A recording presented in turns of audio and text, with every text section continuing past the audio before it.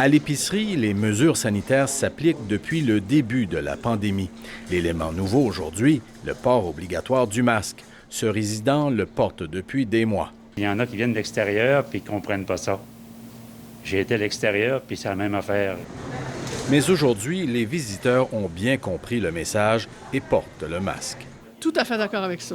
Étiez-vous préparé à ça? Absolument. Moi, je le porte depuis le début de la pandémie pour aller à l'épicerie ou à la pharmacie. C'est une très bonne mesure que le gouvernement a prise parce qu'il y a beaucoup de tourisme en Gaspésie. Nous, on est chez des beaux-parents.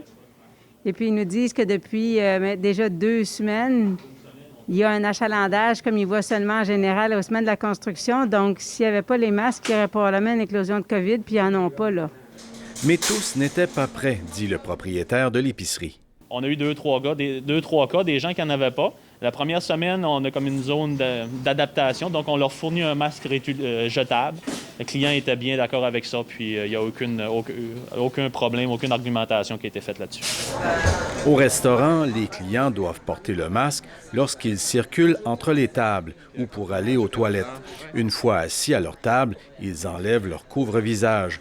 Nous, on pense que c'est une très bonne chose pour protéger les autres et nous-mêmes. Donc, on est pour ça, puis on va le mettre partout où on va. On vérifie, mais on n'a pas été obligé de rappeler à l'autre personne à la date depuis ce matin. Tout le monde l'a.